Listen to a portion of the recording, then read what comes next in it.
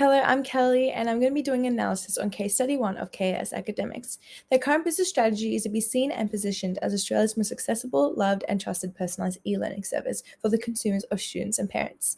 They focus on the carefully selected and best suited tutors as they hire the top 3% of VC and high school graduates who know the best study solutions, while showcasing their statistics, exhibiting that they give a desired results, while they utilize a strategy of having competitive and extensive resources and prices. Their current business model is a merchant business model. This is due to them selling a service via the internet, like their website. This is where their revenue is generated from sales they make to customers, providing them a range of options for students, from private to group tutoring, courses, or access to resources and materials, paid by the hour where prices depend on the package chosen. Their current marketing strategy is utilizing social media, alongside their websites both domestic and international, to target mass markets of Year 12s and VCE students on digital platforms they are most likely to be active on a daily, like Instagram, LinkedIn, YouTube, and so forth, reaching them through constant promotional posts, pictures, videos, and offers to influence and motivate them to further search into their business and entice them to what they offer. Following this, they use SEO. This allows them to pop up first on search engines when researching for online tutoring, optimizing their marketing. Frameworks KIS should apply are the business model canvas and the Porter's 5 forces. As a business, they can utilize the business model canvas as a visual strategic tool to help them find the best and most beneficial business model for future implementation, as they can clearly see all the different areas and aspects within the organization, see what is most important and how best to reach that, allowing them to create the necessary strategies, plans, goals, etc. The Porter's 5 forces allow a KIS to analyze who their competitors are, helping them understand their strengths and competitive position and what they can move on to, as well as what they can do to gain competitive advantage over their competitors. Overall, both models assist with longevity of success in a business. My name's Celine and I'll be talking about the recommendations we have for KAS Academics. We will be running 2 separate business models for the 2 different services they provide. The online courses will be using the freemium model and the private tutoring will be using the subscription model. I'll firstly get into the freemium model. According to Koch, companies offer users both a free and paid user experience, where the free version is simple with less features and the paid includes more features and access. The users have access to the premium version for 1 month after signing up to the online courses provided by KIS. This leaves them with 2 options with the freemium model. The first one is after using the freemium version for 1 month, students can decide to upgrade to the premium on an ongoing basis.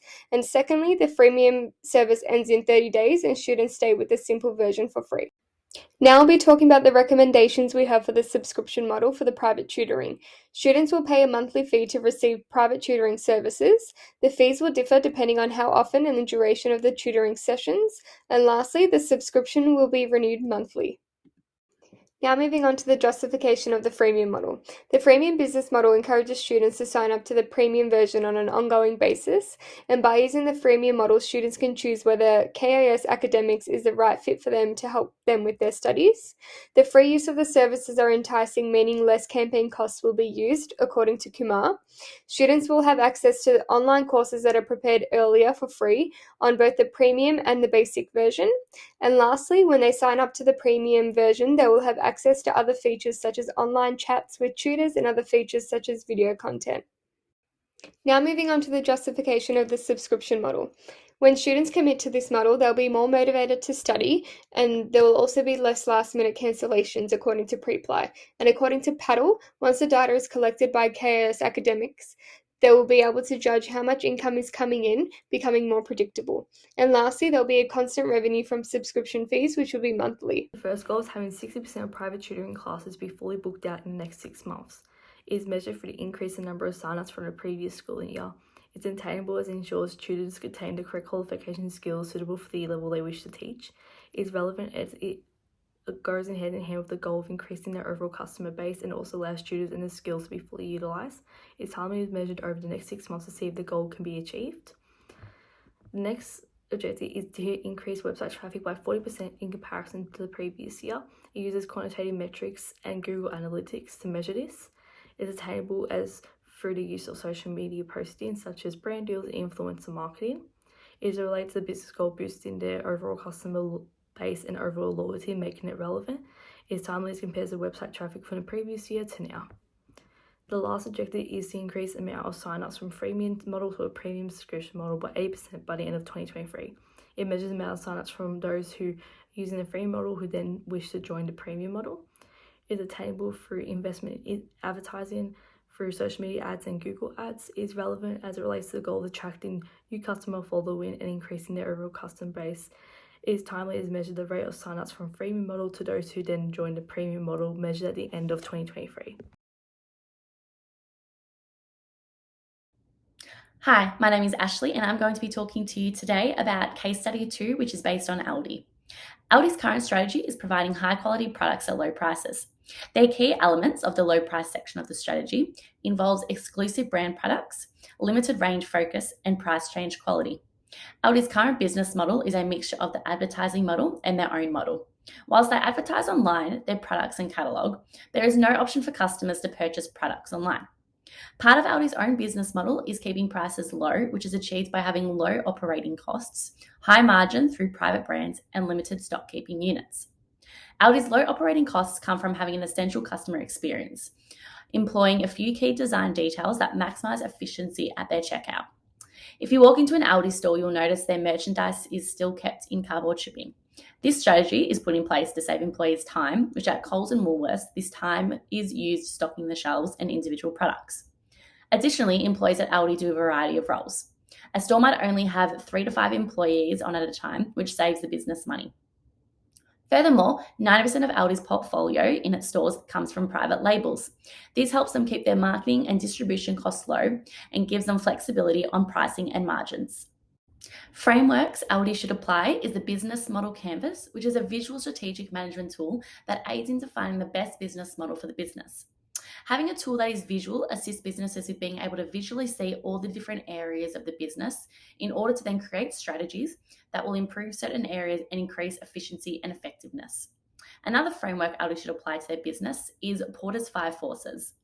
This framework will allow Aldi to understand the level of competition within the industry and enhance their long-term profitability.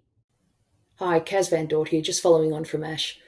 I'm going to talk about the recommendations and justification. So based on the digital marketing plan, we highly recommend that Aldi incorporates the merchant model as a primary model and considers running the subscription and also the advertising model in conjunction with this. The merchant model is really important for Aldi because it will allow them an e-commerce platform to sell groceries and special buy online. At present, they don't have this. Aldi also will be able to generate a revenue stream by offering this model. Now, another reason why we think the subscription model and advertising will work well is that the subscription model will operate similar to Costco, and that will allow customers to pay a fee to Aldi regardless if they shop online or not. So another revenue stream for Aldi. And the advertising model would look at working with partners to use the Aldi website to generate more money from as well. Thank you. So the next slide looks at the digital marketing plan. So it's recommendations that we've made for Aldi. Looking at the first business goal, it's to provide an e-commerce online grocery offering for Aldi. The key insights that we've been able to gain from this is obviously Coles and Woolworths hold the majority of this market share, and they're currently using online purchases, and they have been for quite some time now. Running through, it's important to also note the strategy behind this, which is to deploy and promote a new service offering through a paid, owned and earned advertising. Second business goal is to optimize the website to engage new customers. And looking at Aldi's current website, there is no call to action on this. So it's highly recommended that we look at ways to drive more traffic, and the way we'd measure that is through Google Analytics and SEO results. So I feel this digital marketing campaign has captured and justified why we make these recommendations to Aldi. Thank you. The first objective is to increase social media engagement and the use of popular platforms by 50,000 by the end of 2023. Is measured by the number of visitors, is attainable through the use of social media ads and regular posting, and is irrelevant as increased the use of social media can attract new customers and also gain higher customer engagement, which is timely as measured by the end of 2023. The second objective is to increase website traffic by 70% by the end of 2023 in comparison to the previous year. It is measured through quantitative metrics such as Google Analytics and also SEO results. It is attainable through the use of social media marketing, including earned and paid media tactics. It is relevant as it relates to the business goal of boosting their overall customer base and customer loyalty. And it is timely as it reached at the end of 2023 as we're comparing website traffic from the previous year to its current progress. The last objective is to establish an e-commerce online grocery offering on existing Aldi website by the end of Q4 2024. It is measured through revenue through online sales and engagement. It is attainable through the use of social media advertising through earned and paid media tactics. It is relevant as it allows them to digitally transform the business and again have more customer engagement to remain competitive. And it is timely as measured by the end of Q4 2024.